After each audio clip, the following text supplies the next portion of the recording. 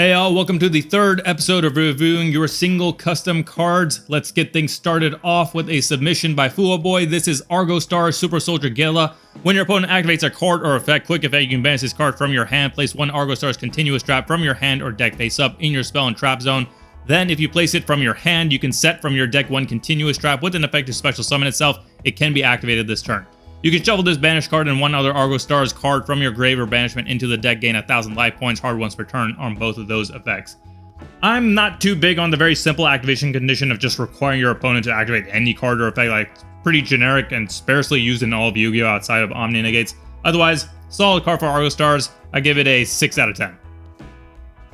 Next up is by OssiTB. This is support for the Volcanics, a fusion Volcanic Armageddon. The materials are Volcanic Emperor and 2 Pyro monsters. Must be a special summon from your extra deck by sending the above cards from either field to the grave. Other monsters you control cannot activate their effects or attack. During the end phase, halve your life points. If this card is sent to the grave or banishment, the player that sent it takes 3,500 damage. Once per turn, quick effect, you can activate one of these effects. Either destroy all monsters on the field, then your opponent takes 500 damage for each monster destroyed, or send one card your opponent controls to the grave, then give control of this card to your opponent. So yeah, the whole time I was reading it after that first continuous effect, I was waiting to see how you're going to end up giving it to your opponent, and it seems like it's just as easy for your opponent to give it right back. So decent concept for a card. I do like all the effects. I'm not so sure how often Volcanics would use it, since unless your opponent has Pyros out, you'll need to give up 3 bodies on the field to bring this guy out, and I don't know how consistently the deck can generate that field presence without going all in. So I think it would end up in the category of niche boss in really specific situations or really win more situations. So overall, I'll give it a 6 out of 10. Next submission is by Jaakezzz, Flame Swordsman, Bond of the Ruby Warder. When your opponent successfully summons their 5th monster during their main phase, quick effect, you can discard this card for the rest of the turn. Your opponent cannot summon monsters. You cannot activate other cards or effects the turn you activate this effect. If a Ruby Dragon monster or monsters you control is returned to your hand or deck by a card effect, you can special summon this card from your hand. Immediately after this effect resolves, you can synchro summon one Ruby synchro monster using monsters you control, including this card. If you do, banish the synchro materials instead of sending them to the grave. If you do not synchro summon a monster using this effect, banish this card face down during the end phase. You can only use each effect of Flame Sworn Bond of the Ruby Warder once per turn. So, not much to say about the second effect since it's a part of your custom gem archetypes that you haven't unveiled yet. As for the first effect, it is in some ways better than Nibiru since it completely shuts off your opponent from summoning monsters, but the trade-off is you can't activate any other cards or effects. So, and that's at all, not for the rest of the turn, that's just at all. So, it's gonna flop if you're waiting to use it and your opponent never gets to that 5th summon, and so that's where the trade-off is. I think that's fair. Don't think it would be a top-tier hand trap, but definitely could see some use in specific matchups that when your opponent is definitely summoning 5 or more per turn. So only other thing I'll say is a lot of words here. It's at 140. Overall, I'll give it a 5 out of 10. Next up, we have Pigofgames with Enemy Sacrifice. This is a continuous spell. This card cannot be negated or destroyed unless by cards that mention dinosaur monsters. Once per turn, sacrifice monsters from your opponent's side of the field to summon one monster from your hand. This counts as your normal summon. Then banish all other monsters your opponent controls and then skip your opponent's turn equal to the number of banished monsters. Alright, I'm not really sure why dinosaurs get to play around this card, but that aside, this is a pretty ridiculous card. Like, I don't give out 10s often, if at all, but I can usually find redeeming qualities of any card, so nothing ever scores too low either. But after a year reviewing cards, I would have to say congratulations. This is the moment has finally arrived where I will finally give out a 1 out of 10. Next up is Even Encyclopedia by Alex. Draw 3 cards, then your opponent draws 3 cards. The turn ends. Yeah, so this is one of those concepts I see from time to time, and my takeaway is always the same. Stay away from it. In slower formats, it's incredibly busted because it helps you set up, and this card in particular even lets you do stuff before you activate it. And in faster formats, it just comes down to, did you draw hand traps to offset however many extenders your opponent drew? So just to differentiate it from how bad the previous card was, I give it a 2 out of 10. Next up is Deceitful Trapping Deity by Skyro. This is a Link 3 comprised of 2 or more monsters, including 1 continuous trap. You can activate continuous traps with effects that special summon themselves as a monster the turn they are set. If a card is special summoned from your spell and trap zone to a zone this card points to, you can banish 1 card on the field or in your opponent's grave. You can only control 1 Deceitful Trapping Deity. So this is the Link boss of the Deceitful custom archetype designed by Skyro, link in the description for the Dueling Book deck list. I like it, helps speed up traps by being able to use the summonable ones the turn you set them, and has in some ways an upgraded effect of Silhouette Rabbit. I would add targeting to the banish effect, that's just me, but otherwise I give it a solid 7 out of 10. Next up is by LeerRosh, Wrath of the Ghost Blade, a normal spell, special summon as many spell traps your opponent controls as possible, your choice, in face of defense as normal monsters with stats of Fiend, Dark level 6, attack 0, defense 2000, to your opponent's field. You can only activate Wrath of the Ghost Blade once per turn. So, an interesting way to play around floodgates and other continuous spells and traps your opponent may be leaning on. The submission says it was designed way back in 2014 when I believe Feather Duster was still banned and well before Lightning Storm came out, so I'm not sure it would see play today, and it seems pretty strong as mass non-destruction removal in 2014, though I guess... No, it does apply to any spells and traps, not just face-up ones, so yeah, I'm gonna have to give it a kind of balancing in between what it would be like then and what it would be like now. I'll give it a 6 out of 10. Next up is by Whaddafaqque, QP Mayo equals Nessa. Materials 2 effect monsters. If this card is link summon, you can target 1 quick play spell or 1 non-continuous trap in your grave. Set it. Then if this card is link summon using a normal summon monster as material, that card can be activated this turn. Quick effect, you can advance this card and target 1 quick play spell or normal trap in your grave. This effect becomes that card's activation effect. You can only use each effect of this card once per turn.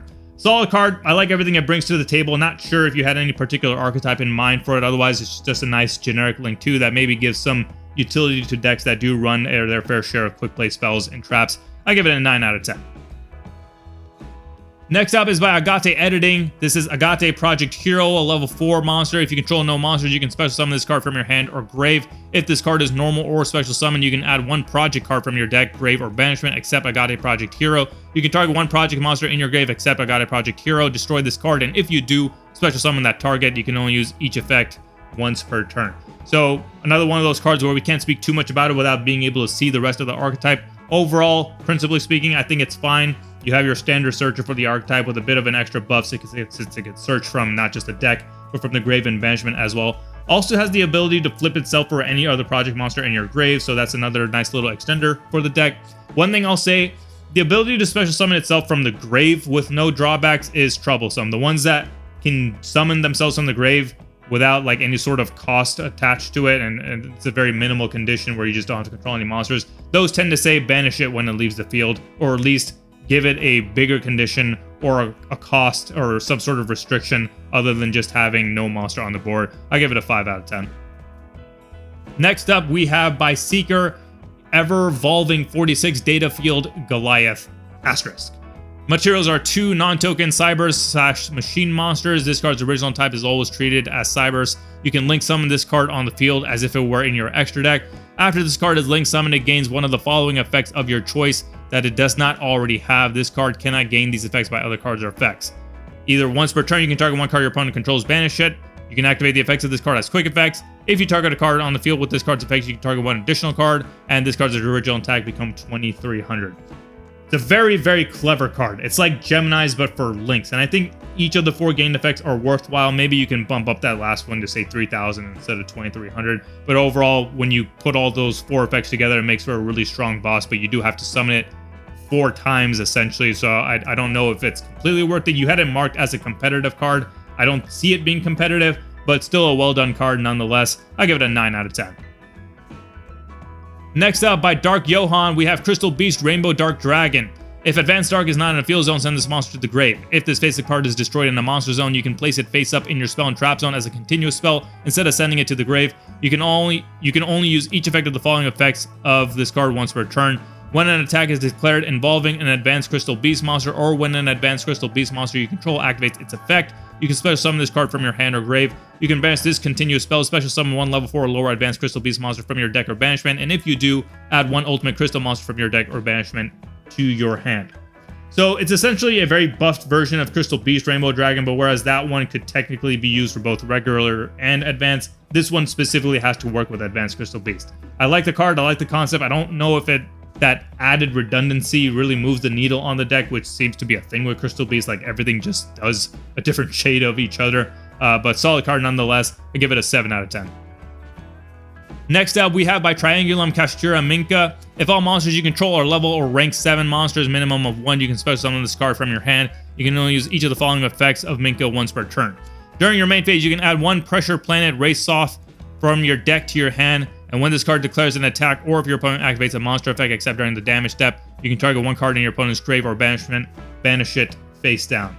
So, once per turn, you can add the Feel spell from deck to hand. That's what that card is, which then lets you add any other Kashtira monster from deck to hand. But to get it out easily, you need another level 7 on board anyway, and since most of them have a search ability, this card definitely serves as an extender also, because a lot of those monsters can special summon themselves when you don't control monsters. The last effect, I don't know if it makes sense wording-wise to banish something already banished, and I know you're just essentially flipping it face down. I get what you mean by it, but it might just be confusing and not something that Konami would ever word it in the way that you have it worded.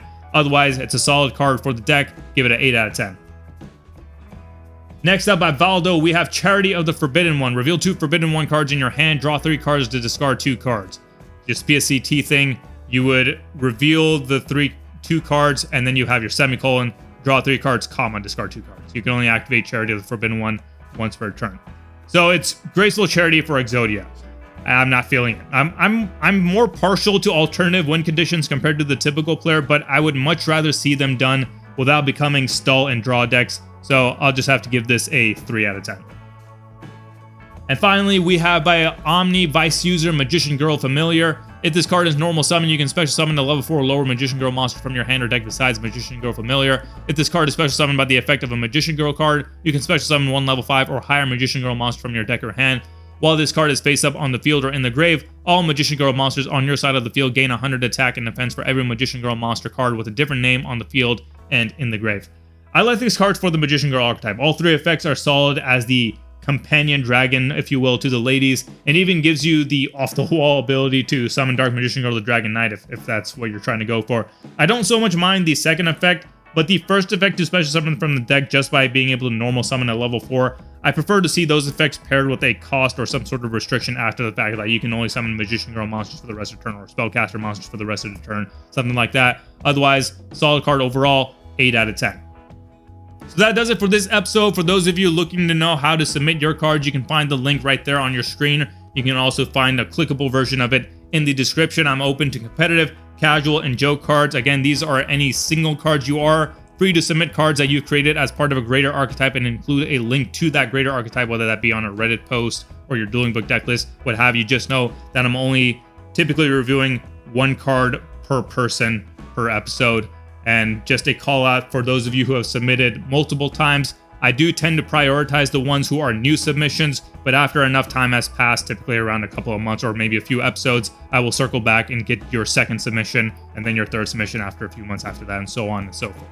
And while you wait for your card to be reviewed, please feel free to join the Discord with the link in the description to discuss really all things Yu-Gi-Oh!, but especially to find that space for custom card creators, get some help with your PSCT, get feedback on your cards, provide feedback to others on their cards.